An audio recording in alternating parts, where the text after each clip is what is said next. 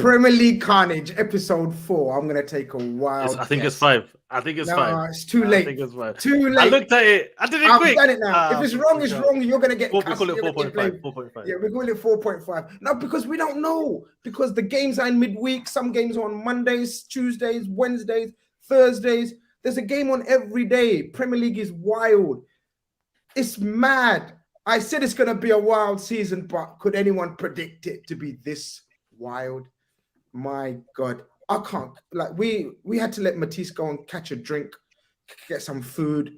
Huey had to delete some tweets at halftime. I was hacked, man. I was hacked. That wasn't me. I was hacked. Michael was thinking, we could have been above Spurs. We could have been above City, but now he feels better. And Bilal, now you know what it feels like to be chased by this juggernaut. Now you know what it feels like to be like, yeah. Is it really? Are they really going to lose? This team never gives up. People, you're all locked into Premier League Khanage. We've got loads to get through. We're going to talk about, obviously, the match we've just witnessed, or most people have just witnessed, if you can be bothered to watch City.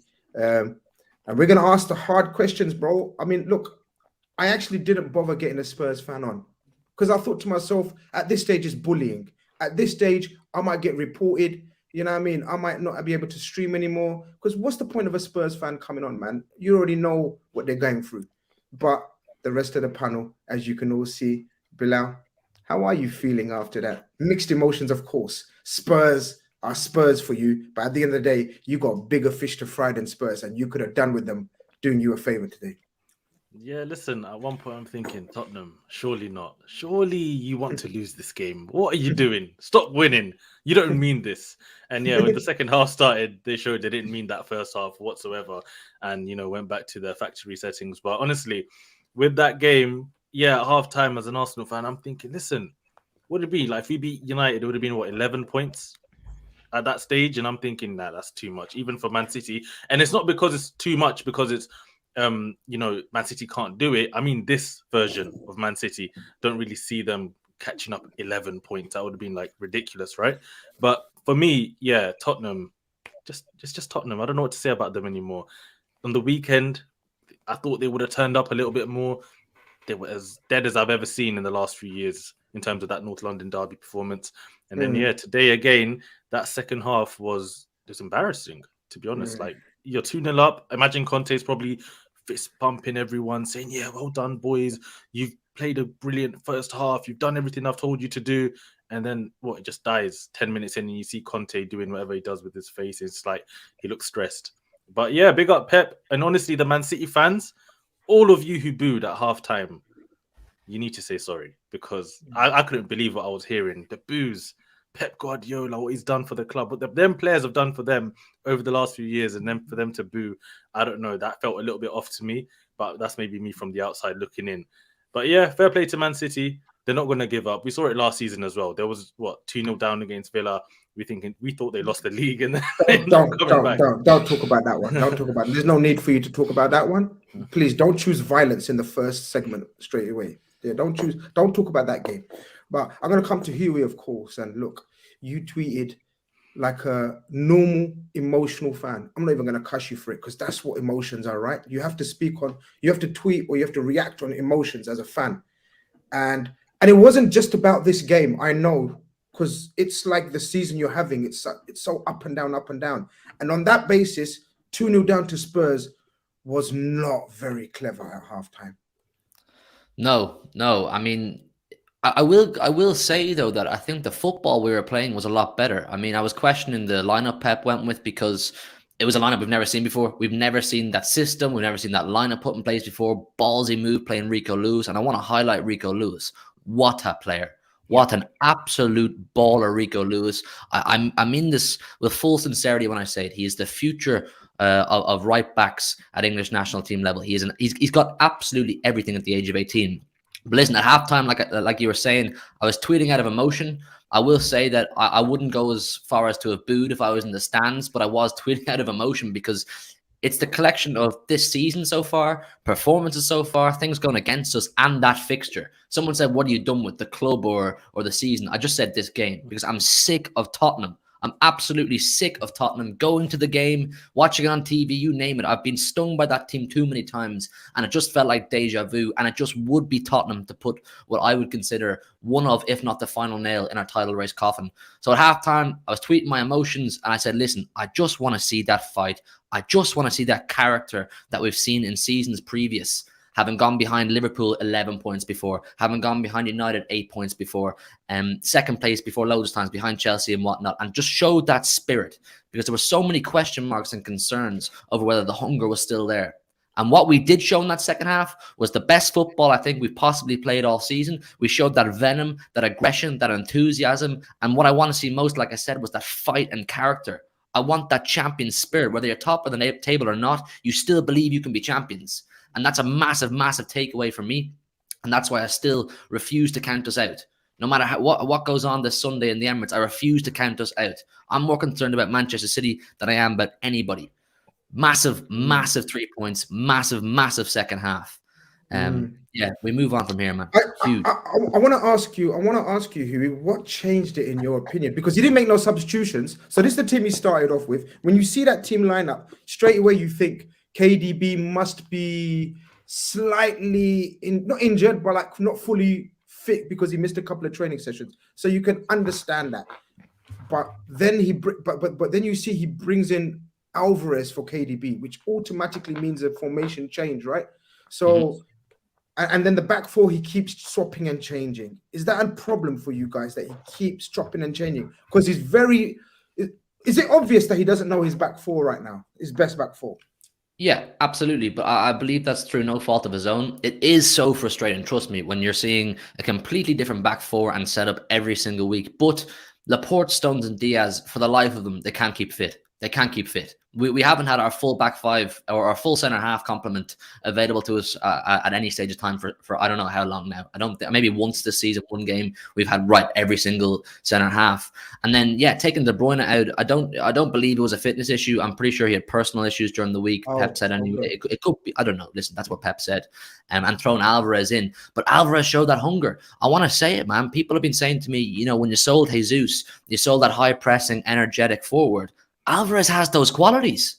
I'm telling you, Alvarez has those qualities. Maybe not to the level of Gabriel Jesus just yet, but give him time the same way we gave Jesus time, and he can hit those levels. He possesses that speed. He possesses that relentless energy, that ability to press. He was putting the fear of God into the Tottenham centre halves and Hugo Lloris. You saw when they were on the ball, they were saying, shit, I better get rid of this quick because this guy's on my arse. And that's what we want to see. We haven't seen that all season. We're sitting off defenses, allowing them to willy-nilly play out from the back. We haven't had anybody pressing. I saw Grealish do it.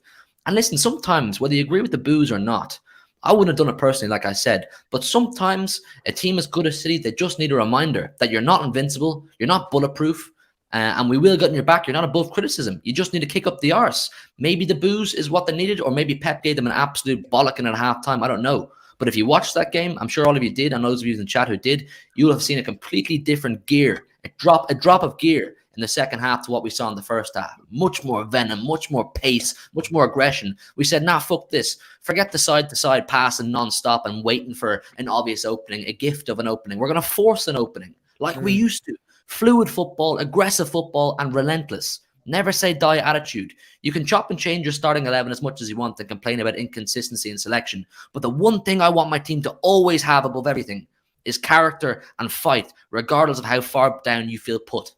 And that's what I saw in the second half tonight. I'm telling you, nothing's finished. Nothing's finished.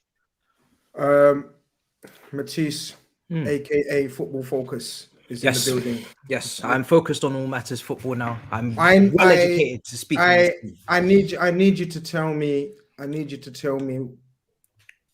What possessed Spurs to put in that first half performance, and then what went so wrong? Like we often use the term Spursy, but there's levels of Spursy. This was crazy levels of Spursy. Like that first half, I know Huey says he thought they played well, like Man City. I thought Spurs played really well. I don't know if they deserve to be 2-0 up, but you could see that they looked dangerous on the break. Like the contrast in two performances. Where does Conte go from here? the game was weird because in the first half, both of Tottenham's goals came in the space of 2, 3, 4 minutes, and neither team had really tested the goalkeeper. You know, Man City weren't having any shots on target. They weren't testing Lloris. Tottenham were definitely not testing Ederson. There was a point where Tottenham had 0 touches in the opposition box. So Tottenham were, I would say, they were defending well. They were trying to be compact. They were trying to be organized, and they were showing little signs on the break and in transition. But I wouldn't say that they were worthy of a 2-0 lead. It just happened so quickly in a couple of minutes before halftime. Next thing you know, they're 2-0 up. And then second half, they just capitulated. And to be fair, that also happened in a very short space of time. You know, maybe Pep has just... I actually don't think too much tactically was really in it today. I think it was more just emotions. Those 2 goals from Tottenham come at a really quick spell. Man City are just caught out, and concentration-wise, coming up to halftime, maybe they've been caught out there. And then again, team talk happens at halftime for both coaches. And then we see in the second half, Man City just running riot. Inside 5, 6, 7, 8 minutes, they're 3-2 up. Then they're moving for that 4th later on in the game. So there's a very close proximity of time span that we're talking about where the game was really come to life. You know, most of the game, these two were pretty much ebb and flow. And, you know, obviously as the second half progresses, Man City are playing better and they're starting to show something. But this is such a weird game to analyze, Grizz, because it's like every game we watch in the Premier League is so weird to analyze. Yeah, it's weird. Nothing makes sense. The North London derby, easy to analyze. Easy, easy. Yeah. You just gave up the midfield. You didn't pack it. You didn't even put in a third man. 4v2, easy. But this one, just strange. And then so many individual errors. Lloris for that goal for Morris.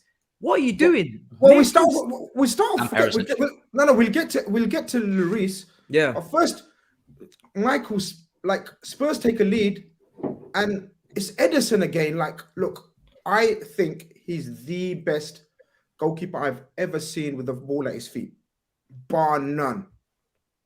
But it does cover, I think, in my opinion, some of his deficiencies as an actual overall goalkeeper.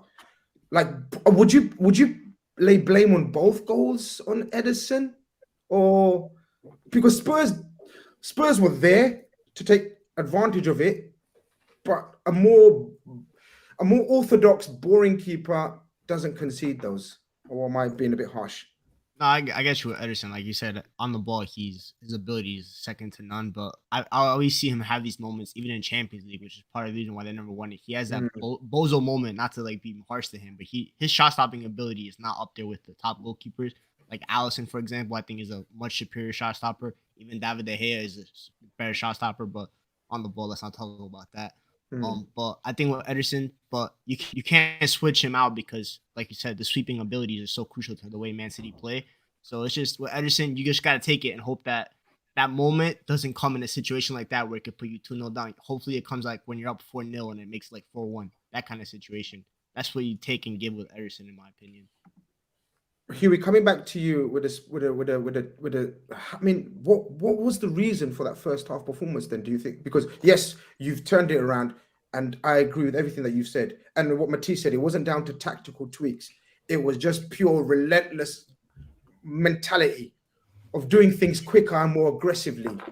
But there's far too many games where you're having to do this season. It's not normal, is it? No, it's not normal. I was asked about that on a show recently, and I said, I was asked, am I concerned? I said, yes, absolutely, that we can go through 45-minute periods like that where that's probably where the boos come from. It's not because they're actually angry at the team or angry at Pep. It's more so we know there's so much more to be given. We know there's so much more in the tank, and you just haven't hit that gear yet. Yeah, listen, I think it actually wasn't the worst first half. Like I said, I think we were playing well. You could see what we were trying to do. We just weren't doing it at the pace. It was a massive, massive improvement having John Stones in centre half. I want to highlight him as well. I think he is an absolute Rolls Royce of a centre half. And I was saying this in my preview, that having a ball-playing centre half as good as John Stones in your back line, it's immediately going to speed up your transition from defence to attack. John Stones can pick out passes with much more pace than, with all due respect, to a Khanage and Ake and even Ruben Diaz, but I give Diaz the leeway because he's a leader. We know it's in the tank, and that second half performance, if we can pick up from that and bring that form into future games, I have a good feeling. I'm not saying we'll catch Arsenal or win the league, but we'll make a good rattle of it. I think that second half has to be the benchmark. It has to be a statement made that this is how we intend moving forward. We've put our blunders behind us. We fixed up. We found our energy again, and that's just the way it has to be. I have no problem with players making mistakes. I have no problem with Ederson making mistakes. Yes, of course, it's annoying, but it's a whole team performance that I want to see, and that's what I did see in the second half. Yeah, look, Ederson is absolutely pivotal, crucial to the way you guys play. He's like having an extra man. Yeah. Ederson. That tonight's game completely sums up Ederson as a goalkeeper. He has the bozo gene, but then he goes and gets an assist in the 93rd minute. You know what I mean? Like you can't do anything with that. You have to say leave him in. Was that his assist? Was that? I didn't even. He got the assist. Man. Yeah. He's wild, man. Imagine. Shit! Oh shit! And that's his second assist against Tottenham. He got one for Gundogan 2 seasons ago. He's my keeper in the FPL. Oh shit! That's his second against Tottenham, Grizz. You got me an assist. You know. You mad? It's not showing up, bro. Are you lying to me? Good. I stopped playing FPL. You're lying to me. FPL didn't give it to him. You know, I'm literally just checking now. It's because it was more of a blunder as well by the defender. That's probably why. I think the defender touched it before it fell to Mahrez. Yeah. So it would have been an assist, but the Tottenham defender touched it. So. Oh man, FPL man, get out of here, man. It's still an outrageous ball. It's an outrageous ball, man. But Bilal, now tonight, you felt what us Liverpool fans have been feeling for season after season after season. Because this team, they don't give up and they keep chasing you. What did you like? Did you really think something to go on in here? Have you got something for me, Mr. Antonio Conte? And then he pulls out a 2-0 lead for you guys. Because I saw a lot of Arsenal fans, and Huey's telling me he had a lot of Arsenal fans texting him at halftime and shit. Was you one of those that thought, I believe? Yeah, honestly, at that point, you're thinking, There's two reasons for it, right? Number one, the Tottenham Man City games we've seen in the past, where Tottenham somehow just get a result against Man City. That's obviously in my head. I'm like, okay, maybe they're going to do it again. Also, a part of me was like, listen, we just destroyed them, the other day. They're coming into this game with zero pressure, zero expectation. You reckon? You reckon there was no zero? I think Conte's. I'm going to get the guys' opinions on it. I think Conte is under huge pressure now. I can see a melting pot right there. Yeah, he might be under pressure. Of course he is. He gets paid, I don't know, he might get 20 million a year or something like that. Someone, or is it 12 million? I don't know. He gets paid a lot of money at the very least, right? He's one of the highest paid managers in the Premier League. He's going to have pressure. But if you've just lost to Arsenal, you're going away to Man City. Who expected Tottenham to win today? I don't think anyone really did deep down, right? So they're going into this game. They don't really have much to lose. If they do get a point, if they do get a win, that's going to be good. Get them back in chasing top 4 and all of that sort of stuff there. But yeah, really and truly, they're coming to the game without pressure. And when they go 2-0 up and they've gone into half time now, you're thinking, right, 5 at the back, defend, be tough to beat, and just wipe Man City, away. But really and truly, I think Man City, what's happening this season, and that second half performance, you made a good little point there. I think that second half performance is what we've used to see from Man City in the first half of games, where they will go 2-3-0 up, and we're like, yeah, there's no point watching anymore because Man City have already won. They haven't found that gear yet. A lot of their games right now, and I think it might be because of the way they're set up. Like even today, the way they were, that first half especially, I know we're talking about Ederson, him being at fault for some of the goals. For me, really and truly, it was because of the way they were trying to build up, the pressure that Tottenham were putting on them, that led to those goals. It wasn't because Ederson had yes, he did have a bit of a bozo moment, but the reason for it was because of the way they were trying to pass out the back with that 3 in front. Then you got Rico Lewis and Rodri as a 2 in there. Like it wasn't working for a while. But that second half performance, I think that's a real Man City. They really stepped up and they need to play in that gear if they have any chance of A, catching up Arsenal in the Premier League, and 2, trying to win the Champions League this season, because still that's obviously going to be probably, depending on how this season goes, that's probably going to be one of the biggest goals, right? Nah. Well, this is what I was going to say. I was going to say, Matisse. No. Like we've been going to and fro with Steve and Huey and Dax, whoever's covering on the City channel.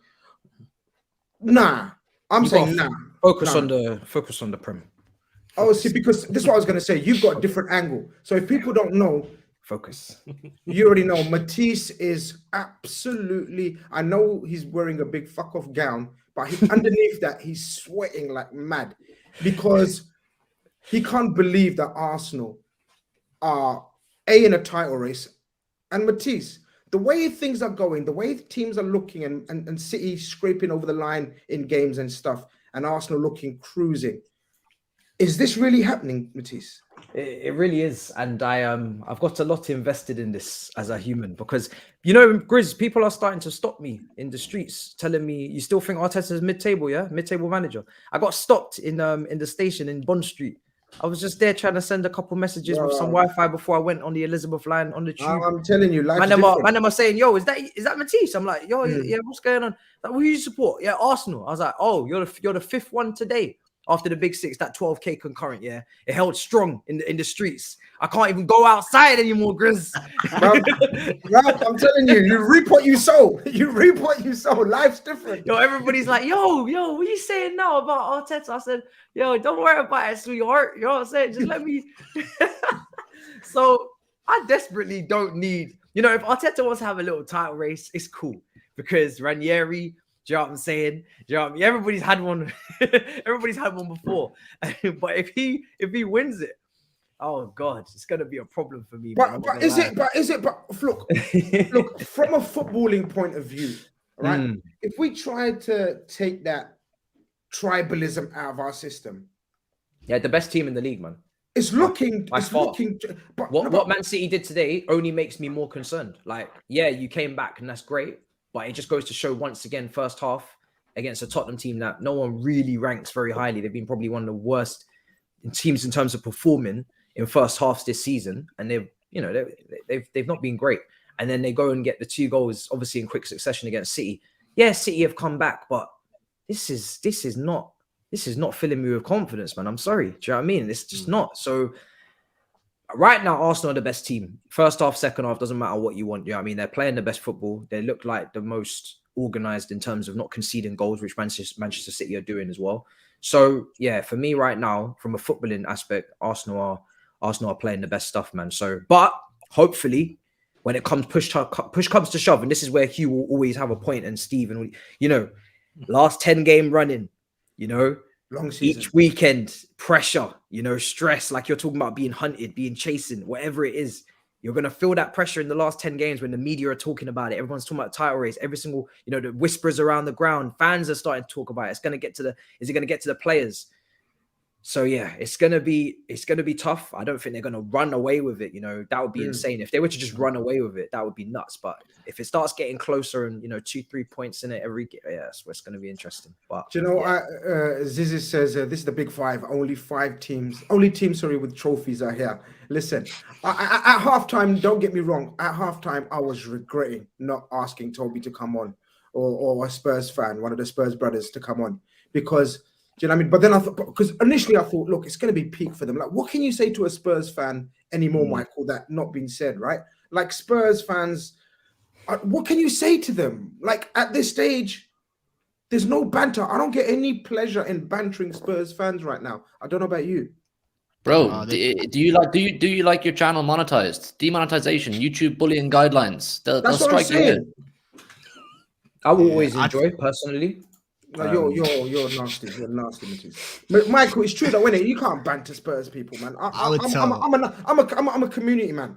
Yeah, that's why I would tell Spurs fans to find a hipster team to support and just like get some vibes over there. Like, go support Brighton, get some good football in you, see what that feels like, because it's clearly not Antonio Conte ball. But yeah, I want to big up from this game though, specifically Riyad Mahrez, because the way that he's been performing since the World Cup.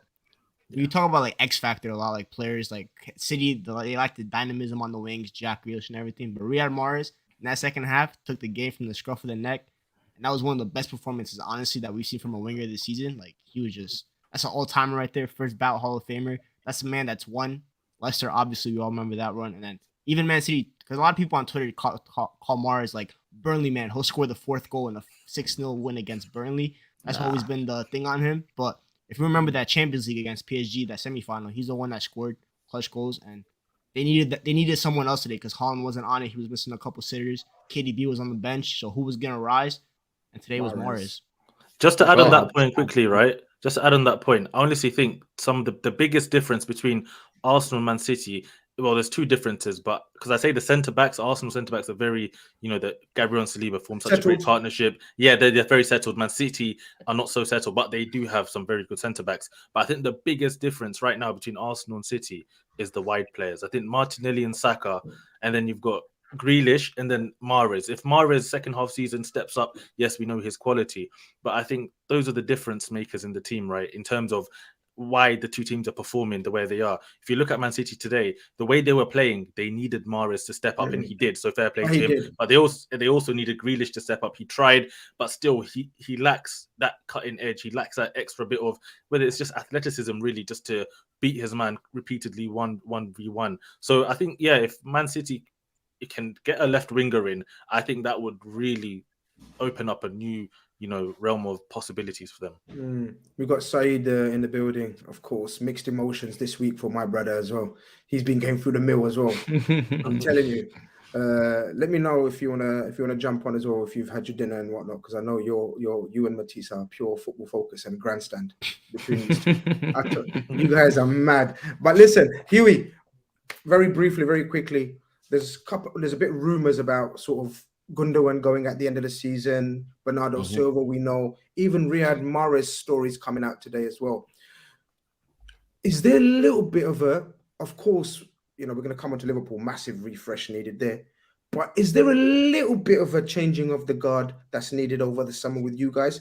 Like, your average age is quite high now. You've got a couple of players there, that especially around the middle, like Silva, Gundogan, key players. Kevin De Bruyne is not getting any younger. I'm not saying he's probably at the peak of his career right now, but trust me, at that age, it only takes one season to fall off. Ask us, Fabinho, Henderson, what these guys. So is there a little bit of a rebuild, refreshing job needed?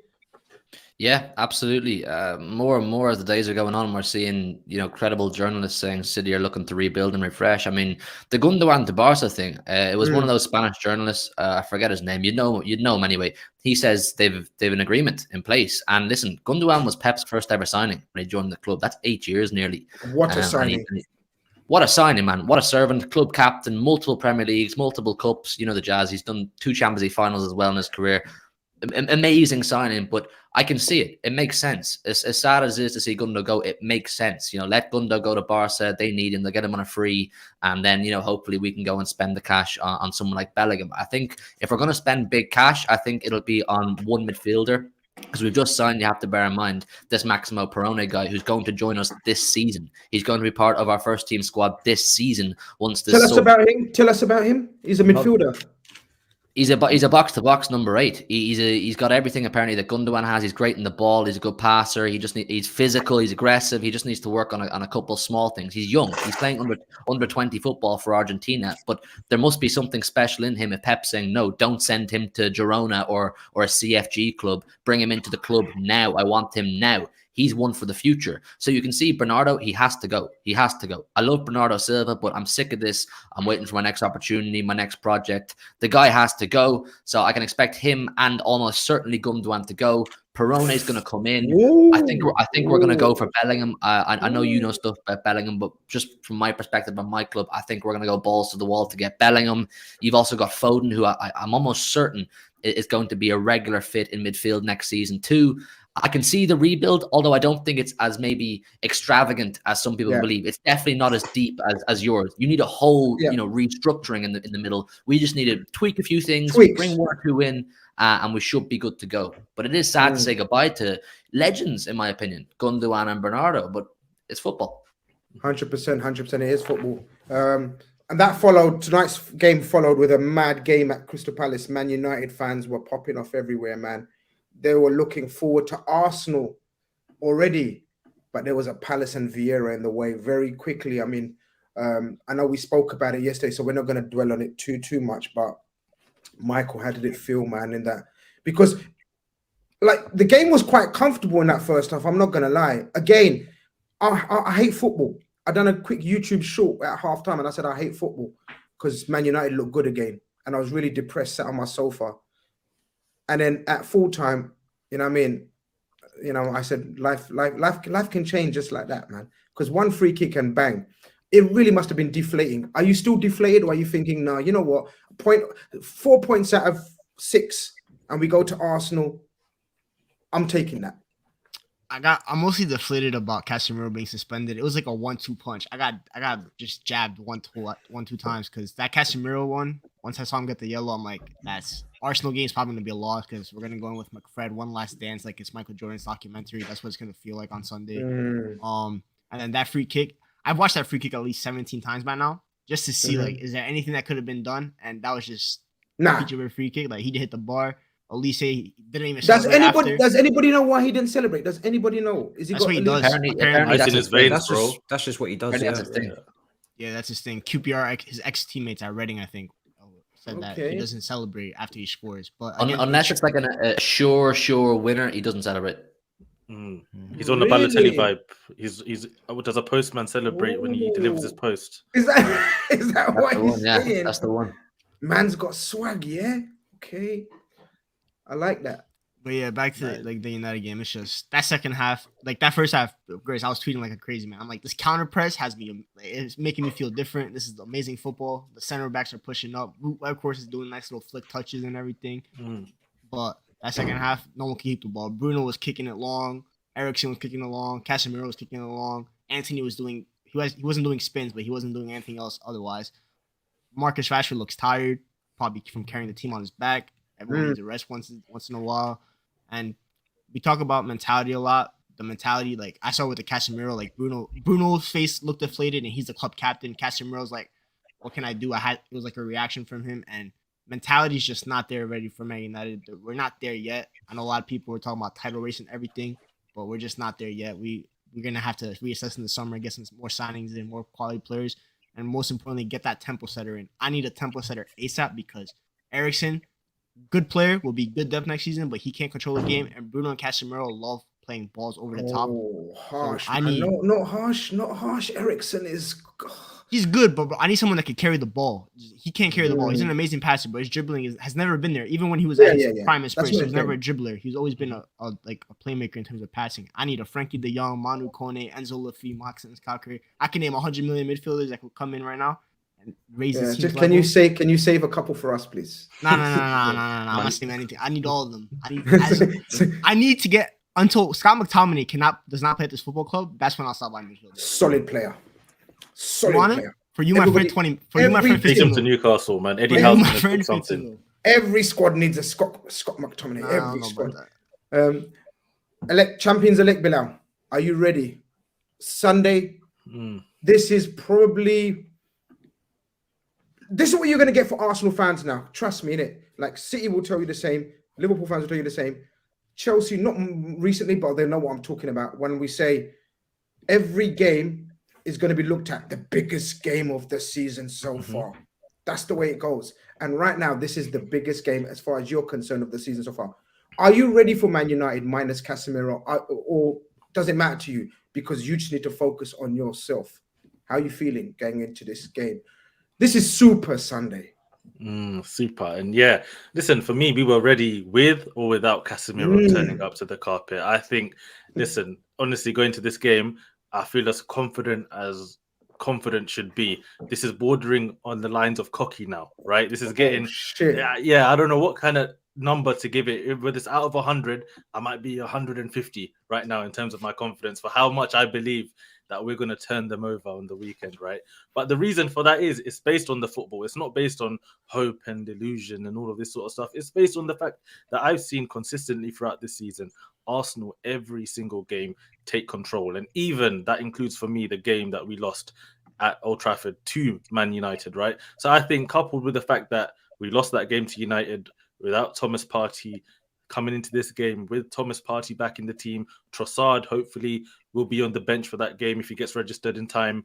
I think the feel-good factor's there. I think the football we're playing is there.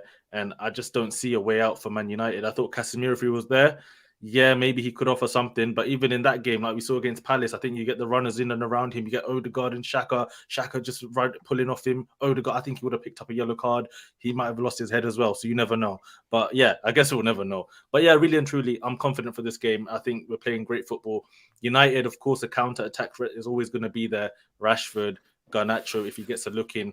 But for me as well, if Anthony's playing, right, I think again that's one side of the pitch where I'm not too scared. Wan-Bissaka, he's gonna just be focusing on trying to lock up Martinelli. You can focus on him. Odegaard, Saka, they'll be doing their thing on the right. And yeah, big up my boy Eddie Nketiah as well, man. I've been singing his praises pre-season to now. The development of him over the last 12 months has been incredible to watch as a fan, because he was always a player that we saw come in as someone who was just going to poach a goal. You know, he can get in the box, fox in the box, all of that. But his all-round game, his development as an athlete as well has been incredible. Some of the little touches he was playing against, you know, Tottenham, thinking, is that Gabriel Jesus? Was it Nketiah? I don't know. So yeah, big him up. Yeah, I'm confident for this game. I don't know what else I can say, but I don't know how Michael's feeling. I think Michael's feeling as confident as me, but on the Arsenal side, you know, no, as in you believe in Arsenal just like the way I believe, and honestly, right? Did you see De Gea's quotes? What he said after the game, and he was like, yeah, he's talking about. He's like he's already lost coming into the Emirates Stadium. I think Ten Hag's trying to G up the boys. I like Ten Hag's mentality, to be honest. He said we've already beat Arsenal once, we can do it again. Blah blah blah blah. But some of the players clearly don't believe. When Casemiro got that yellow card, all their faces, man. Yeah, the body language wasn't good, I thought. And some United fans were saying that the body language kind of sort of helped the mentality of the team. It affected them in the last 10 minutes, and it shouldn't have. But it is what it is. We'll find out. Sai sends in a super chat, and he's obviously an Arsenal fan. He's a gassed Arsenal fan, like Bilal. A lot of gassed Arsenal fans. And this is what's winding Matisse up on the whole, really, to be honest with you. He says, not disappointed because City are rubbish. Look how Arsenal handled Spurs away compared to City at home. We'll smash City. Don't need the spuds. Matisse, we don't like this arrogance. Football, as we know, is a humbler. Are we expecting Sunday? What are you expecting Sunday? Now that Casemiro is not there, I'm not gonna lie, I'm not expecting much. Really? Yeah. The big loss, man. He's been their best player. He's literally been their key player. Obviously, Rashford is right up there. Martinez before the World Cup, now not so integral. Casemiro is everything to that team, man, in terms of getting the balance right. And Ten Hag's come out and said it in terms of getting that six. Man United fans have said it for years, having Fred and McTominay in there. I just think when you lose him, who's going to come in and do what he does? Nobody. McTominay can't do what he does. Fred can't do what he does. Eriksen definitely can't do what he does. So you can't replace that. They don't have a replacement for that. And we saw how important it was to Arsenal in the reverse fixture, not having Partey. So it's exactly the same thing here for me. The only difference is obviously Arsenal are going to dominate the ball. I expect them to anyway, because Ten Hag is always willing to, this season at least, give the ball back to the opposition and sit in and do more of a counter-attacking job if he has to. But yeah, for me, Arsenal will win that one. And even Trossard, will he be available? I mean, I don't know if it's too late registration-wise. Yeah, they're trying to do the medical early enough to register him. Yeah, could So be. No, man, there's time, man. It's Thursday, man.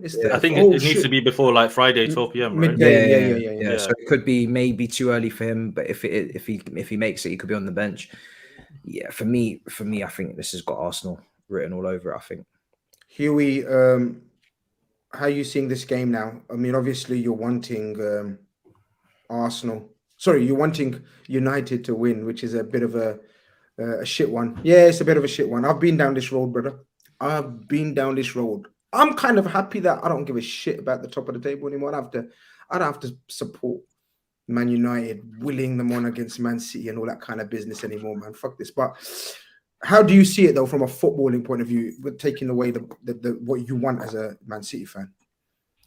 If you're just looking at it for what it is, I'm the exact same as the rest of the lads. I can't see anything but an Arsenal win. I mean, I don't want to double and triple over the Casemiro thing, but that is a massive loss. But if you do deep it a little bit, it may play into United's hands, because everybody are sort of writing off United and saying, no, Arsenal are now this juggernaut, no Casemiro. How can they control the game? How can they stop Arsenal? United may just say, right, listen, yeah, Arsenal are expected to win. The pressure's no longer on us. We can just go and have a pop at Arsenal. I mean, if we're being real, there are players in that Man United team that can punish Arsenal.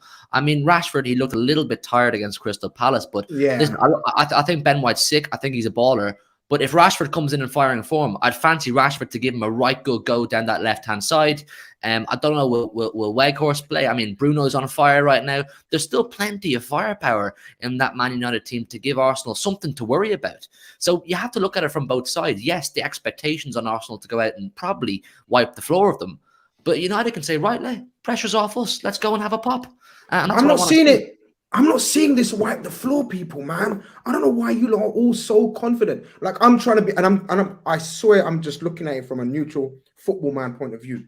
I think it's going to be a cracking game. Casemiro is a huge loss, of course, but Man United have shown they've got a structure now that doesn't depend on individuals, in my opinion. They've always been relying on individuals. Now they've got a structure, even when he makes his subs or rotates one or two. My worry, if I was Man United, would be that right side. Like, you guys know what I think of Anthony. I'm not like Wan-Bissaka has come into massive form and looks like he can, compete with anyone one-on-one. Rashford on the other side, I think Weghorst is a smart signing. Is there any sign of? Do you know how you're going to set up on that right? Do you think it's going to be Anthony, Michael? Like the rest of the team pretty much picks itself. But what are you going to? Do you go with Bruno out there or you go with Anthony? If it was up to me, I'm not seeing Anthony for the next month. This guy needs to ride bench for the whole next month. Like I'm honestly, like, even his teammates look like him and Bruno were going into a Portuguese versus like different dialect of cursing at each other yesterday. Like at halftime. Yeah, that was funny. That was funny. Yeah. I don't think Anthony, for me, first of all, I don't think the team right now suits him. The way he wants to play at Ajax is a little different. We're not up to those standards yet in terms of like the rotation. And just this guy uses his right foot less than Ziyech does. And I call it Ziyech very one-footed. Anthony, his right foot, that it doesn't exist. He's literally one-footed. Like that, some said that's like a prosthetic for him, that right foot. Yeah, but I expect him to actually use Bruno out there, because honestly, like in terms of counter threat, Anthony's supposed to be quick, right? That's what on FIFA he's quick. Everyone thinks that he's Brazilian winger, that he's meant to be quick. But honestly, once this guy goes on a transition, he turns back on his left foot, and I know Zinchenko is a very smart footballer, so he'll lock that up quick. So for me, I go Bruno. But honestly, I honestly think it's the first 20 minutes that this decides the game. If Arsenal do not score in the first 20 minutes, I actually reckon that we could get a draw, because Arsenal in those first 20 minutes, they go at you like hounds. We all know, like, you will know, like that after you guys drew to Everton, the Arsenal Brighton game, Bukayo Saka scored within a minute. That, like, they just score so quick. And against us, that first 10 minutes, we were so good against them at Old Trafford that they didn't score against us, and it set the tone for the rest of the match. So if we can avoid conceding like 15, 16, Bilal will remember Alexis Sanchez, Mesut Ozil. They absolutely put the dagger on us in that first 10 minutes. That's what it was the game. If we don't concede, I think that we could actually get a draw, because on the counter, we're one of the best teams in the world, honestly. On the counter, we are lethal. The ball from the first to the third phase goes by so quick, whether it's Casemiro in there, because even Casemiro didn't play in that first game at Old Trafford. He came off the bench. So we have beaten them without Casemiro before. Scott McTominay, funnily enough, played probably one of his best passes of the season in that game, setting up that first goal from McTominay to Bruno. So who knows? We could do something. Sancho is back, but he's not playing this game. He's not ready yet. I was just going to say, he's not going to play, surely. He's with Raj Al Ghul in the Dutch mountains, getting ready for the rest of the season, but he ain't ready for this game yet. So I want to see what kind of Sancho comes back, man. If it's Dortmund Sancho, I'll be happy. Will it be Dortmund Sancho? I don't know. But I think Michael makes a great point, about the early goal. Even last year, Nuno Tavares scored that early goal, and that set the tone of the game, right? But I think, then obviously you guys came back into it. Cristiano Ronaldo put off some wonderful performance, especially after what happened to him, like just the day before, pretty much. So I was like happy for him in that sort of way. But honestly, I think the first 20 minutes are always going to be key in these big games, especially when you're playing at home in front of the fans. I think for an away team, especially, Man United are going to have to calm that down, try and take control of it if they can. But really and truly, without Casemiro now, they're going to set up even more to be a counter-attacking threat. And I don't know, Michael, Garnacho on the right, is that something that we can see, or is he not intelligent yet, to play in that position? I don't know. I mean, obviously, we don't have a striker right now. Like Weghorst, I don't think Westbrook can play this game. Grizz knows I was part of Woot Hive and everything, but I saw this guy run. This might be the slowest person I've ever seen in my life. I'm not joking. This guy might actually be the slowest person I've ever seen in my life. So I don't think he can play in this game when we're going to be playing on the transition. Martial, I don't know if he's fit. He didn't play. He wasn't even in the squad yesterday. This Martial, brother. This Martial guy, man. This guy's on my last nerve. But that means if Martial's not ready and Weghorst probably won't play. That means Rashford is through the middle. So I think that puts Garnacho on the left. And then that right hand side, I don't know. I mean, Rashford against Ben White, I've seen that. I've seen Rashford. Yeah, I don't think you can play Rashford down the middle. We don't need to pick on your team. Your team picks itself, right, Bilal? There's going to be no surprise, whatever. So I'm going to exactly. Shane sends in a super chat. He says these Arsenal fans are playing well. These Arsenal fans are playing well and are acting like they're going to dominate forever. My mate said they're winning 4 out of the next 6 Premier League titles. I think they need some humbling. We already know people. Football is a humbler, and the way they've been going on, man like Matisse are waiting for them to capitulate this season. I'm telling you now. It's going to get messy. Grizz, you need to offer those Arsenal fans some advice, man. You've been that guy. A couple points clear in January and February, and seen it all fall apart. I'm saying it every week. I say to my son, I tease him. I say, yeah. So what? Looking good. We're winning the league. And then I just send laughing emojis to him. and then they win 3-2, and I say long season. And he doesn't swear back at me because he knows I'll slap him. No, not slap him. So, but virtual slap him, yeah. But he already knows. Bilal, you know what it is? Arsenal fans, just to say this, right? We were shameless when we were rubbish. So that's the problem with you lot. You're too shameless. All I'm saying is, do not lose on Sunday. Do not lose on Sunday. Because if you do lose on Sunday, that's only a 5-point gap. Man City are going to be sniffing like sharks on you. Yeah. Man City's going to smash Wolves. They're not going to do another fucking... Yeah. Wolves, man. But, Bilal, before we move on, you mans are making... you lost out to Todd Bowley stalking your other signings. He surely couldn't have stalked this one. You'd moved from Mudryk to Trossard. I think this is a very shrewd signing. I think it's a very good signing. I think he's technically technically good, quick in the mind, and that's exactly what Arteta's looking for. I don't think he's necessarily a first teamer, but it gives you that depth that you're looking for. Yeah, 100%. I think Trossard's a player Arsenal actually been linked to for years. Since he was in Belgium playing for Genk, I believe, he was been linked to Arsenal.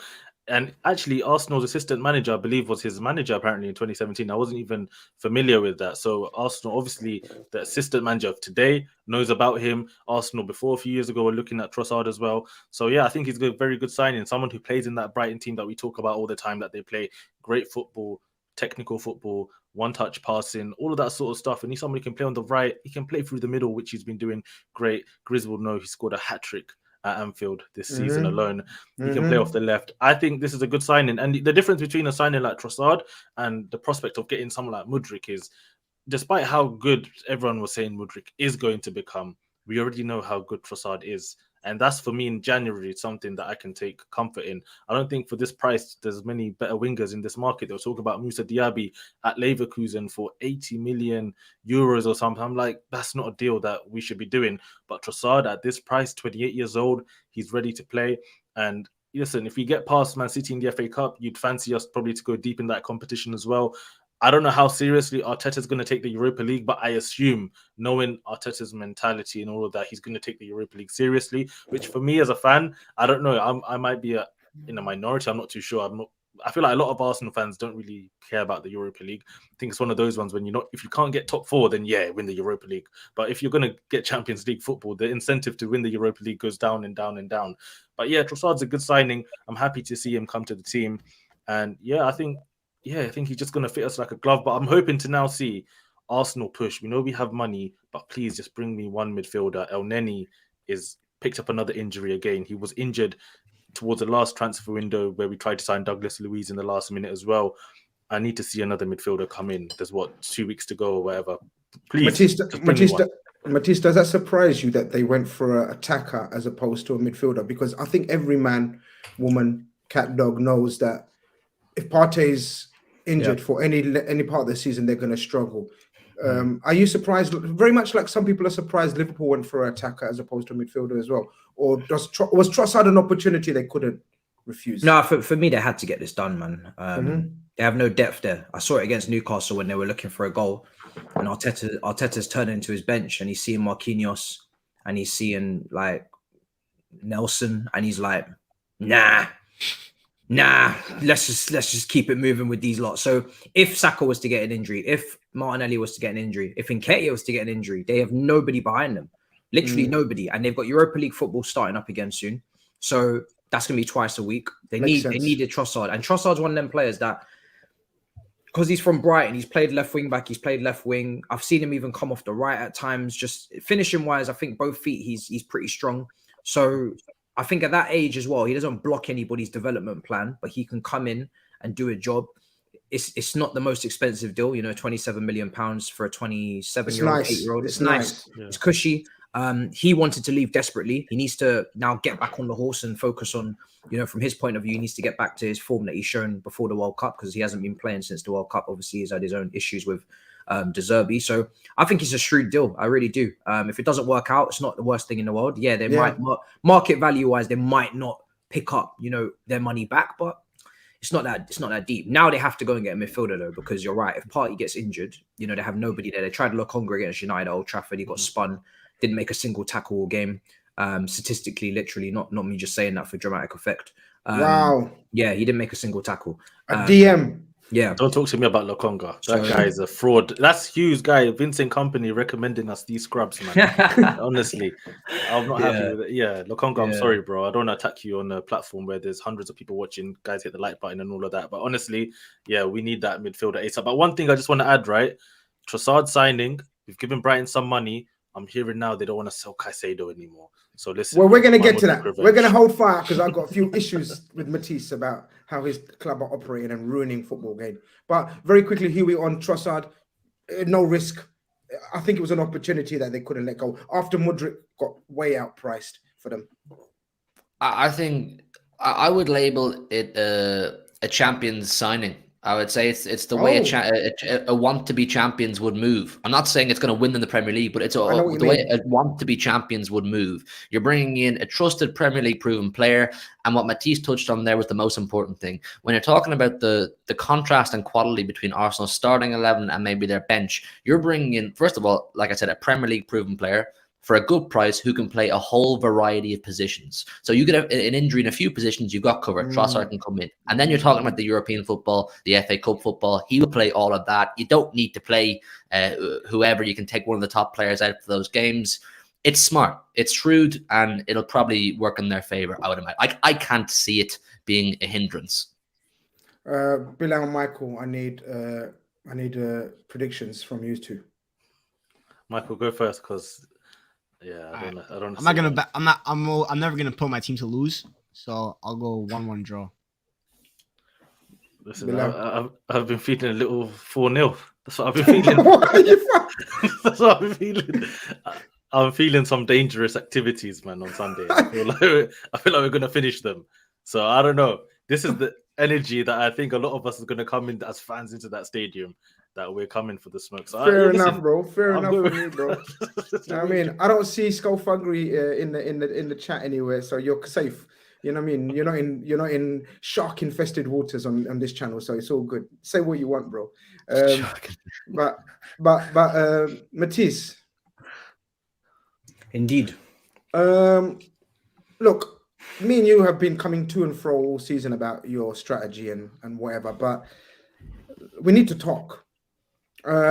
You've just gone out and signed another attacker, another wide attacker. Good player, yeah, potential, a 20-year-old. How are you feeling about this signing? And then we'll get on to probably your next signing as well. Are you feeling the progress? Are you seeing a sense of direction in your signings now? I think when we sell Ziyech, Pulisic, you know, these players will need to move. Aubameyang, then it will make a lot more sense on my side of things, because my thing is you need to get the average age of the team down. There's too many experienced players that are not at a world-class level, that are not helping us win titles. So, you know, if you're in the peak of your powers or in your prime and you're not winning your team titles at this level, then you need to move, because we need to bring in young players that might, you know, develop into that. So in terms of the age range, it's there. For this player, he's got a lot of muscular injuries in the last couple of years. So I am very worried about that. I spoke about that in my video in terms of his injury issues. Maybe it's growth spurt, because it is muscular, so it's not least it's not an ACL or anything mad. So I'm not gonna judge it yet. The recruitment team are obviously paid to make those decisions. But from what I've seen of him, he does look promising. From the Tottenham academy, his dribbling is good. He does dribble a lot per game. I think it's like 4.7 or something dribbles completed per 90. But he is in that league, and that league is where your brother came from, Gakpo too. And I wasn't high on him. Not saying he's going to flop, but I wasn't high on him. I don't think it's a player that I'm excited about. So he might be doing that in that league, but to come and do it in this league is two different things. And even with Mudryk, when you see the amount of goals they've scored per season, yes, they're very young, but they're not going to give you right now reliable goal output. You know, they're dribblers. They're going to hopefully create chances for you, but they're not going to give you reliable goal output. So there's definitely potential in the striking ability that I'm seeing, but I don't watch him week in, week out. So I just have to hope the recruitment team have got it right and they've got it spot on. One thing I know is we can't afford to have any more flops. So, you know, you just have to hope that they get the job done. We move to midfield now and right back. Don't want to see a single another attacker come to this club for the next couple of windows. I'm pretty happy now. Nkuku's coming. Felix is there. If that gets done on a permanent, I don't know. We'll have to see. Got two wingers in now on both sides. Need to see a midfielder, two midfielders over the next couple of windows, and I need to see a right back. And then I'm pretty happy, to be honest. Bring through some young talent as well. You got Lewis Hall. I'm very impressed with him. You've got Colwell at Brighton. Bring through him. So make sure you're still bringing in those players, those talents, and then we move, man. We move. But in terms of the spend, FFP, everybody reports it. We're not in danger, but we do need to make sales. Otherwise we could be in danger. If we don't make sales and we don't make Champions League, then we could be in some problems. But I expect players to leave because, you know, Sterling's not going to sit there if he's not playing. Pulisic's not going to sit there. Ziyech, they're not just going to sit there and waste away. You know, they're literally being replaced right in front of their eyes. So some of them have to go. Aubameyang has to go. If it's this January or in the summer. And I think one thing I learned recently, because I'm not a master on FFP, but a lot of people are forgetting that Chelsea did not have revenue while that ownership was taking place. So while that switch of ownership between the government taking the club and no ticket sales, this is all counting towards a relaxing of FFP for Chelsea, because, you know, that situation is not, you know, that is not good for revenue, and that's not good for making money and trying to bring in funds from ticket sales, etc., etc. So while the club was sanctioned, I do think that they would have been getting a little bit of a relax on FFP, as well as all the other factors about, you know, amortization with the contracts being stretched out over 7-8 years. And very clearly that is to help financially spread out the costs. And also, like I said, players will leave. You know, there's contracts running out. So there's a lot of players in the squad right now, but I don't expect it to look like this come next season. I expect it's going to be a mad clear out. It's going to be insane. It's going to be nuts. It's already mad. It's already insane, because not only have you secured Ornstein Dagger, or Ornstein Bomb as they call it. How do you say his name? Mudieki? I don't know. Madueke. Very quickly, any of you guys want to comment on this signing very quickly? Yeah. I thought it was a really good signing, to be honest, because I watched a couple, like the Dutch league, the wingers, when I was watching Anthony. I wanted to compare. So like I remember him, Sinistera, who went to Leeds. I thought he was very bright. And Madueke, obviously the injuries and everything, that's the issue. But when he's been playing, he's so bright. And the thing for me, Chelsea have been lacking on the wings is like the dynamism. Mudryk on the left brings you that, because that guy is one of the fastest players I've ever seen. And Madueke is really quick, and that left foot is a wonderful left foot. It's just the injuries now, because we all know Chelsea's medical department is not the best in the world, because they've had like a record injuries in the last 18 months. So will they be able to like help Madueke with like not making sure that those, because muscle injuries, when you watch a player that's injury like prone, muscle injuries is the last thing you want. So we'll see with that. But I think in terms of the signing, 40 mil, because Bilal mentioned Diaby and stuff. Wingers are at a premium right now. That's the most like important position in terms of like, especially left-footed right wingers. They do not come cheap. So to get Madueke at 40 mil and hope that his potential gets reached, I think for me that's a good signing, to be honest. I like it. I think it's a good signing, but again, it's one of those ones. And again, it's that price where, especially for a club like Chelsea, no drama if you don't work out, because he's at that kind of sweet spot. It's not like a Mudryk. You know, they've tried to balance it out. And obviously it depends on his fitness and everything. But you didn't even rest, man. You didn't even rest. You just went and straight put in another bid for another player for like the guy that I want, that Liverpool want. Now, obviously, Liverpool have been chasing this guy since the end of the last window. He's got history with Graham Potter. We had, from what I believe and understand, we had a gentleman's agreement for 50 million at the last window. Obviously, that changed. World Cup tax, no Graham Potter, new manager. They suddenly came back to us and said, we want 75 million. We don't have the capacity. I say we don't have the capacity. But Chelsea certainly do have the capacity. Another Ornstein dagger. He says that they've got a 55 million bid that is being rejected. Now what? Do we expect this to go through, Bilal? Well, from reading what they've said, Ornstein said they're like, Brighton are not interested in selling Caicedo this window. Obviously, in the summer, they're probably looking maybe to move him on. But I think now, I know they got the money from Trossard. If they really need to sell in January, in my opinion, they don't have to, because the contracts they've got these players under, Caicedo and McAllister, are two players where they can get, honestly, they could probably even get 150 million out of both of them if they play their cards right. And this season, if they can finish in a top 7 position, solidify themselves. I think, to be honest, right, if you talk about football teams, I think we were saying it before the show, they play better football than the likes of a Tottenham. You know, they play better football than most teams in the Premier League. They should be trying to push up this Premier League table. So I hope that they keep the likes of Caicedo and McAllister. Mitoma right now is on fire as well. I just hope they keep this group together just until the end of the season, and then we can see Caicedo maybe go to a Chelsea or go to a Liverpool. But yeah, right now the transfer market is honestly mad. And just on a little point, I don't want to just divert completely, go back to Chelsea, but on the Raheem Sterling thing, because you know Havertz, Bayern Munich are always been interested. Conor Gallagher could go back to Palace, but Raheem Sterling, who's gonna take him on if Chelsea are trying to get some money back? They don't care. Yeah. They don't care. Who cares? Like, Raheem Sterling is made that's Raheem Sterling's business. Honestly, I don't think Chelsea give a shit like who takes him, who don't, because that's where they've got to operate. They've got to be ruthless. I don't think he's a lost cause. Not yet.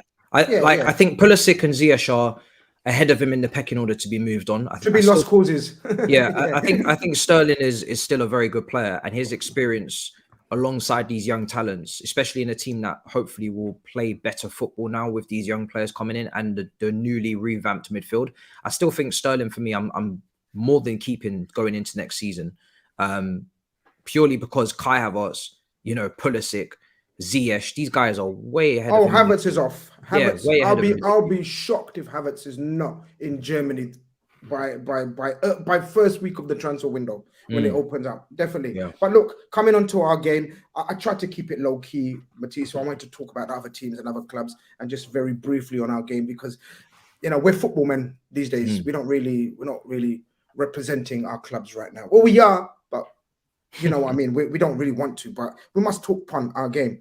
What are you saying, bro? Confident? How you feeling? Any of the new signings looking to come on? Well, obviously, you won't get Moses Caicedo over the line quick enough. That's a fucking huge salary. Anyone else that you've, because I can't keep up with how many players you've signed. Is there is there any debuts that we should be ready for? Mudryk. I think Mudryk will play. I don't know if he's going to start because he hasn't played since late November. In the Ukrainian league, obviously, and didn't go to the World Cup. So I think Mudryk could play. He might come off the bench if he decides to go with the older, tried and tested front three that haven't really been performing, of Kai, Mount, and maybe Ziyech played man of the match potentially against Palace. Of course, he doesn't play often, so I wouldn't say he's on form, but he had a really good game against Palace, him and Kepa. If he goes with that front three, then maybe. But I would hope that Mudryk can just start up against Trent, and let's see that battle, because again, this is a forward line that really no one deserves to really be starting. In terms of the regular starters, I wouldn't say Mason Mount deserves to start at the moment. I wouldn't say Kai Havertz deserves to start.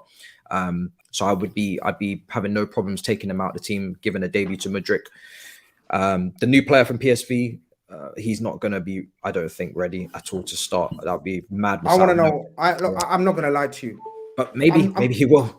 No. I'm not going to lie to you. I'm only going to ask you 2 questions. They're the only 2 people that I'm worried about and I stress about, and they only come alive for Liverpool. And you already know them 2 people.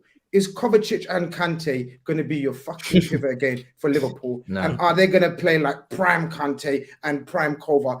only 2 games a season they played for you guys. Because everything else I hear is Kante. Oh, Kante, be done with him. Be done with him. Cover. Oh man, always injured. Come Liverpool, it's like the Undertaker. They just wake up. Yeah. And they smell that scouse. They just smell that scouse. Kante, Bro. There's no way Kante's playing this game. No way. Matisse, I don't trust you anymore. There's no way. He's not. He can't be fit for this. I know he's. I think in training, James, Chilwell, Fofana were all in training this week. And he was training. Yeah, I think they were training. There you go. He's fucking training. But he ain't trained. He ain't trained for 6 months. I don't think Kante's in training. Hold on, let me check. Because I heard he's training. You heard he's training. I don't think he is. See what the comments even if he say. ain't training. Let's get him in the stands.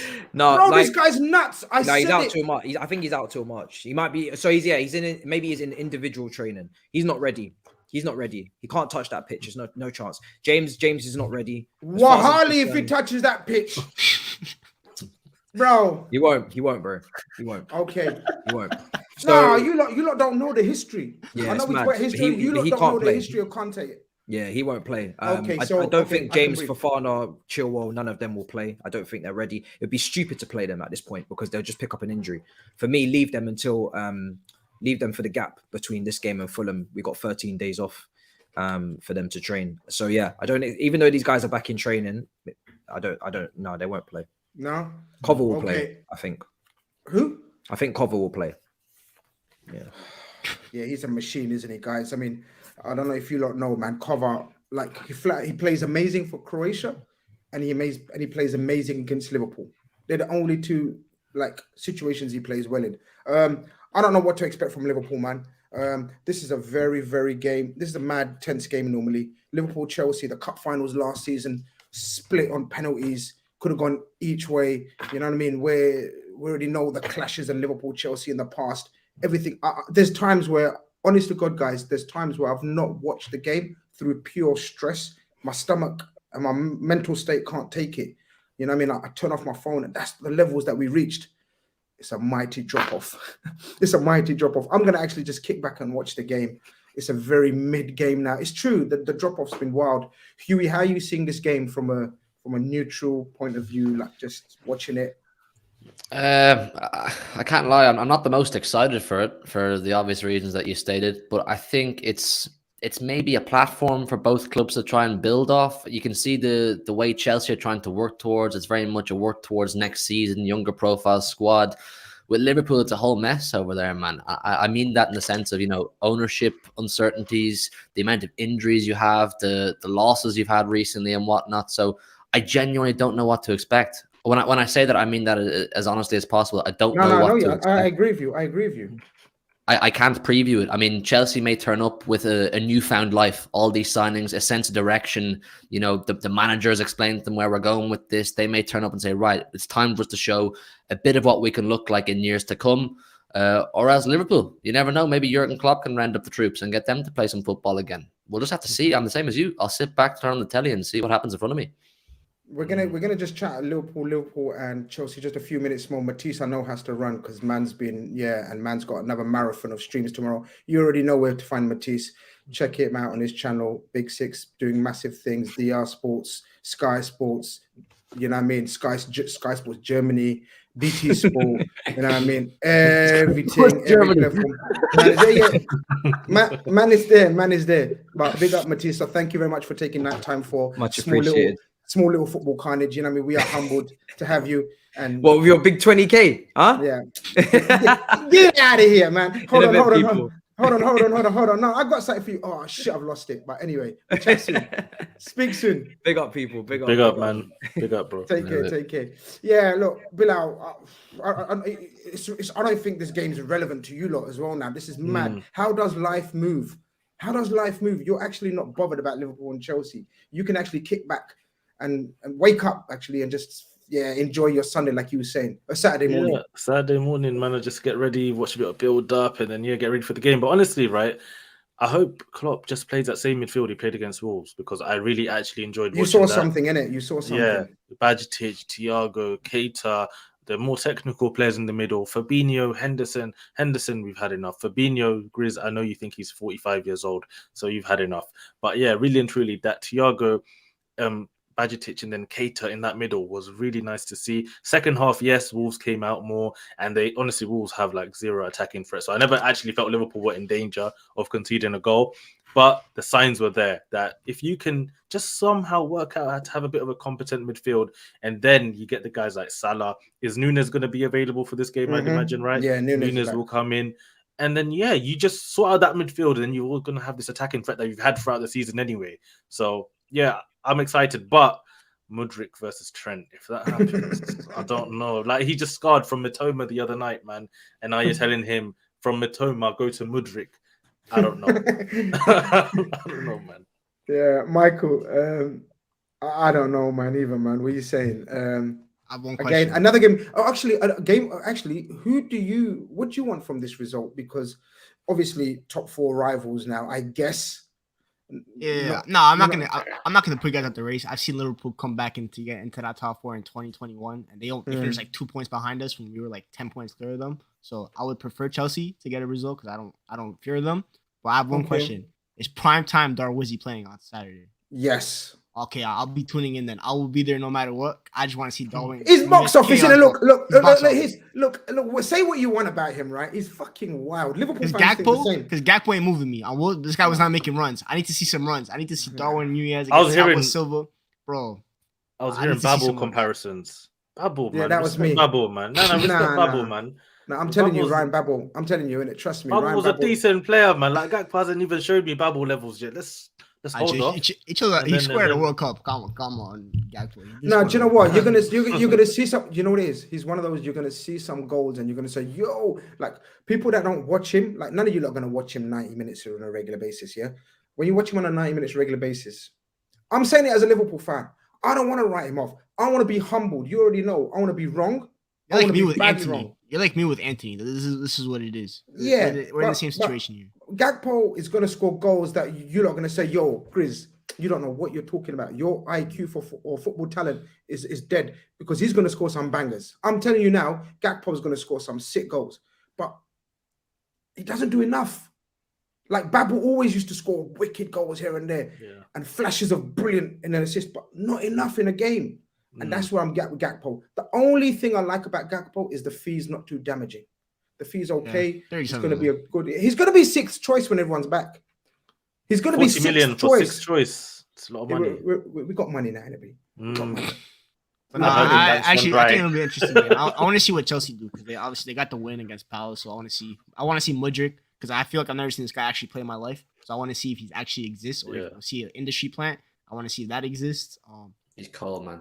But I want to ask Huey. You know what? But the thing is, right? I want to ask Huey because we're both going through a bit of a stylistic change, and you guys, of course, have adapted far better than Liverpool, but with a different type of striker that both clubs haven't had for a couple of years, I'd say.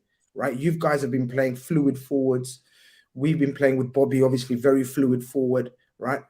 But both of us have gone for a target man, but different types of target man. We've gone for a runner in behind kind of target man. You guys have got the ultimate predator type of target man. It was always going to be a little bit, what's the word? Patience needed. Transitional, yeah.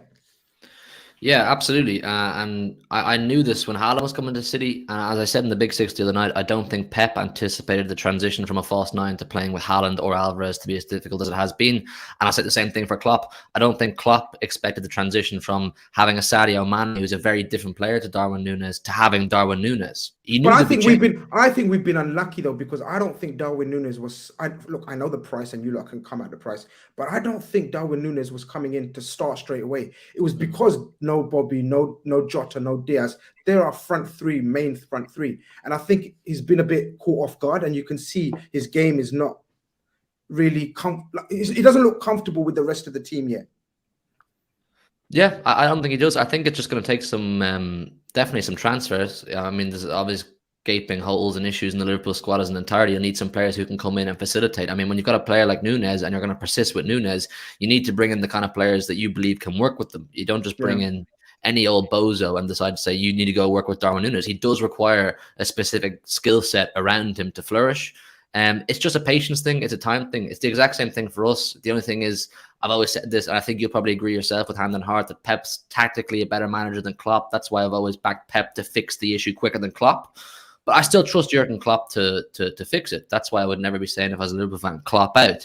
I just think give it time. I never wrote off Darwin Núñez. I was on the side of the fence when they both first arrived, the two big hitmen, Haaland and Núñez, that Haaland will succeed quicker. Oh, yeah, of course. But I was never one to say, listen, Darwin Núñez is going to be a complete stinker. I think Darwin Núñez is going to have a massive say in any success. It was the price. It was the price. It was the price. There's no way he's worth 65, 85 million. Yeah. It's the same way I look at Jack Grealish. Completely different players. But the price is putting an extra element of pressure on these players who are stepping up to a level they've never been at before. So it's naturally going to be a massive thing for them psychologically to deal with. I'm a £100 million man or an £85 million pound man. I have to step up and play like that. That's a big thing for a player. So I'd just persist with him, give him time. Bilal, was you going to say something? Well, I was going to say, I was just on the Grealish point, really, for Man City, just talk on him. I honestly thought, I said it earlier, in terms of that left wing position, I don't know after this season if Man City are you going to really keep around Jack Grealish when you could really get a proper upgrade up there? I'm looking at that kid at Leeds, Gonotto. Those goals the other night were incredible. Every game he's been looking fantastic. I think they've been linked with Rafael Leao as well. Like Leao, that would be scary. There's a lot of if anyone can go and get Kvaratskhelia, let's not do that. Let's not do that. Listen, I've been saying it in my head, right? Because I know Man City have the money. I'm thinking the evolution of that team is to get like a Kvaratskhelia on the left and then like a Kulusevski on the right. And then now Man City can transform, because I think those two areas out wide, that's where Man City need to improve. But yeah, we'll see. I don't know what Huey thinks about that in terms of Grealish long term after this season. Well, I think the key decision will be, Huey, with City, Mahrez. Like, with Mahrez stay?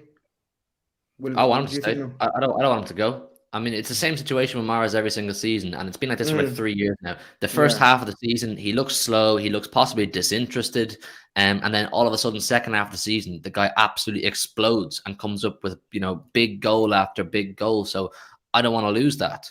But with Jack Grealish, I also think I think he's going to be a massive part of the squad. I think you'll see him play more in midfield. I think you'll see Foden play more in midfield. You know how Pep likes to operate. He wants to have versatility. He wants to have players who can play in a huge array of positions. I do think we will go for that direct winger approach at some point, whether it's a Leao. I did a video myself yesterday on my channel about Kvaratskhelia. We have been linked with him, but it'll be difficult to get him because of our relationship with De Laurentiis. I think Pep wants that option because everyone's relationship with De Laurentiis. Mine's not bad yet so far. I'm good right now with him. Yeah, everyone's. He's a pain in the ass for anyone to deal with. Yeah. Yeah, I think if we can get in a direct winger like a Kvaratskhelia, who'll run to the byline, he's unpredictable, he's tricky, and have a Grealish option too, because Grealish is versatile. You'll see more from the rest of the players too. I think Haaland will probably thrive off having a very aggressive winger beside him. He doesn't have an aggressive winger beside him right now in either Grealish or Mahrez. Both of them, they offer great things to the team. I'm perfectly satisfied with Jack Grealish, and his numbers are improving too. But he doesn't offer that directness. He won't take on down to the byline. He won't go on the outside of the fullback. So I think we'll bring in that option. Arif sent in a super chat. He says, thoughts on Colwell? Do you think he can be elite? Obviously, the Chelsea centre-back that's at Brighton. So far, he's looking very, very nice. I don't know, Bilal, Michael, you got any thoughts on Colwell? I think he's the best young English centre-back, to be honest. Oh, shit. He's gonna be the future of English center back, and if I could see him and Stones like Euros 2024, that'd be a 6 center back pairing in my opinion. I think his time, which is why I questioned the body of Chile signing at first, but I think Potter might go to like a back three and put both of them together. But Colwell is absolutely an amazing player. You want to back that, Bilal? Yeah, the signs that I've seen from Colwell look good. Huddersfield, was it last season? I don't think he scored an own goal in the playoff final or something like that. I remember watching, he scored an own goal. But yeah, he looks like a good player. Gone on loan now, of course, to Brighton. That's a good place to develop. But the thing with Chelsea, keep buying centre-backs. We're talking about back three, but surely not. Chelsea can't be playing back three. With all these signings, talking about buying midfielders and attacking players, you can't play a back three forever. So I don't know if his pathway is going to be blocked at Chelsea, but if it is, there will be a club for him somewhere, 100%. Come around my way. I'm going to ask you something, Michael, because you you taught me how to say that guy's name and I forgot it. You know our young midfielder, Bajetic. Yeah. I should know how to say my own players' names, but you know what I mean? Sometimes, you know, you need to learn, and I'm learning. Any thoughts on this guy? Because a lot of people are asking, of course, like, yo, what's good is in the building. This is why I'm segueing into Bajetic talk, or Bajetic. Grizz, tell me we're working on a midfielder for Jan. I can't go back to another Henderson Hoof session. Big up, hope everyone is well. Yeah, look, people are done with our midfield, as you know, guys. We were working on Casado for this January, and it looks like Chelsea are gonna blow us away with the money, man. We're not willing to go to 75 million. As I just showed you guys, Ornstein has said they've got 55 million bid rejected. Chelsea are pretty much the only team that can go out there again and just say, all right, you want 75, here's fucking 85. You know what I mean? That's how they're operating right now. So none of us can compete. Casado was my number one choice. It seemed like Casado was Klopp's number one choice for January. We already know what the number one choice is for summer. After that, the only other name I've heard for now is Frank Kessie on loan. I don't even think we're going to go for that either. So this is where I'm segueing into Stefan Bajetic, Michael. I know you know a little bit about him. What do you think about him? Serbian, born to Serbian parents, but Spanish international, I believe. I think he's really good. I mean, Bilal mentioned that midfield against Wolves. Like, obviously, in terms of shot creation, Liverpool weren't that good on Tuesday. They only created like 0.15 xG, but the midfield kept the ball nice. You touch, I touch football, which obviously I always like to watch. I think Fabinho is obviously cooked for the time being. So I think, first of all, Bajetic is better than him right now. Also, Fabinho being on the bench consistently might give him the kick up the ass that he might need to get back to his levels. So I think it can only be a good thing. And I think if you have a youngster that is hungry and quality, like Man City did it with Rico Lewis. They saw Cancelo has been out of it for like 3 months now. Kyle Walker was struggling with injuries. They threw Rico Lewis right into the fire, and he's been absolutely superb. So I think Liverpool should do the same, because like us with Garnacho as well, we threw him right as well. If you have a youngster that is ready, has the mentality, you put them in, and from then on, you just kick on from there. So I think Liverpool should continue with that midfield. Yeah, there's a Rico Lewis, and you mentioned, I think Matisse mentioned Lewis Hall. Yeah, Cucurella got to the bench. Cucurella, yeah, exactly. Arsenal got a few youngsters. There's quite a bit of talent coming through in terms of the youngsters in the Premier League, and I think Bajetic is not on that level yet, but he's 17, 18, guys. And that midfield is crucial, man, to play in that midfield. I think I rate Lewis Hall.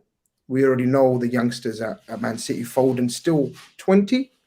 How old is Foden? 22. Okay. Rico Lewis today put in a stunning performance. There's a few youngsters over at Arsenal and even United. Garnacho looks mad. So the future looks bright. But this guy, I found out yesterday, guys, he's 6'1". I'm liking that. Haven't even done growing yet. He hasn't even stopped growing. He hasn't even started growing. He's 18, I think, 17, 18. I might have to, because I was one of those that I didn't see. I said, show me something. I'm one of these guys that doesn't get gassed very easily, guys, as a Liverpool fan. I don't believe in, you see someone, you say, yeah, that's the one, the world-class elite. No, I don't. I said, Doak, I see it. Trent, I saw it. Calvin Ramsey, I see it, but nobody's seen it. I don't see no one else coming through. Everyone got my back. They said, you don't see Stefan Bajetic? I said, I need to see something. Last couple of appearances, he's shown me something. I don't suddenly think he's a future Ballon d'Or, Liverpool fans, but I think he's got I liked his smartness. And for an 18-year-old to read the game he played, the way he played, it bodes well. And when I found out he's 6'1", because you already know my philosophy is, look, Barcelona, everyone keeps throwing that Barcelona midfield. That was a once-in-a-lifetime midfield. Look at Man City. They've got a machine called Rodri in there. Look at Arsenal, Partey. Then you can have your Odegaards.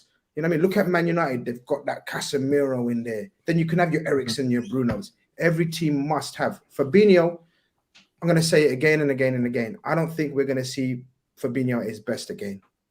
And I know Liverpool fans don't agree. They're saying, no, Grizz, you're being too harsh. I don't. That's why I need to see Bajetic grow. And I think he's going to be that player. I think he will. I think I've changed my mind on him already. I have one last question with him. If he continues to perform like this, Real Madrid, UCL, will you throw him into that fire? Oh shit! No, you can't do man. that. You can't do do that. that, man. And I'll tell you why. It's hard. It's hard. It's hard. That position there, as much as I was saying, just throw him in. I'm saying just throw him in for a Premier League game against Chelsea. Liverpool haven't really got much to lose, and with Thiago and Keita next to him, it could help him. But really and truly, when you look at that DM position, or just breaking through into midfield properly, I think as a young player, it might be one of the hardest positions. Lavia at Man City got sold, right? He's a super talent as well in that position, DM. But Man City probably felt like he's not ready. Put the buy back in there. When he develops a little bit more, maybe we come back for him. That position's hard. My guy, Charlie Patino at Arsenal, right? We put him in last season, around similar age, 18 years old, FA Cup, Nottingham Forest away. The kid physically couldn't cope with it. Now he's developing on loan, Blackpool, looking good and coming up. But that position isn't easy. And that's why, honestly, even if it's a Frank Kessie to come to Liverpool, you have to take it. You need someone in there. And Frank Kessie last season, I'm sure, Grizz, you would have felt a little bit better about taking him from Milan straight. I know with Xavi not really fancying him. Not a DM though. He's not a DM, but he's still something. I'm telling you, if you're not gonna get anything, you need to at least get one more body. And it's not like an Arthur signing. That's what I would say. The Arthur signing. Yeah, he's fit. He can run. Yeah, yeah, exactly. From Arthur, from day one, we knew that was a write-off. But we definitely offer Liverpool something. I don't think we're gonna go for it, but I know he's been offered to us. But let's see. Liverpool might do something mad at the end of the season. I think we're more interested in sorting out the ownership issue. But guys, we must close because we can chat. I think this has been a very, very enjoyable show. Of course, Bill and Michael, you already know. Huey, thank you very much for coming on and helping me out tonight, man. You're a legend, and we're going to speak soon, of course. And everyone else, if you haven't liked, I don't know why. If you haven't subscribed, I don't know why. So like, if you haven't subscribed, if you haven't. And we will be back next week with some Premier League carnage. We'll be back tomorrow. I don't think I've got anything planned as of yet. Oh, we've got a transfer show. We're going to be rounding up the transfer news from all around the Premier League.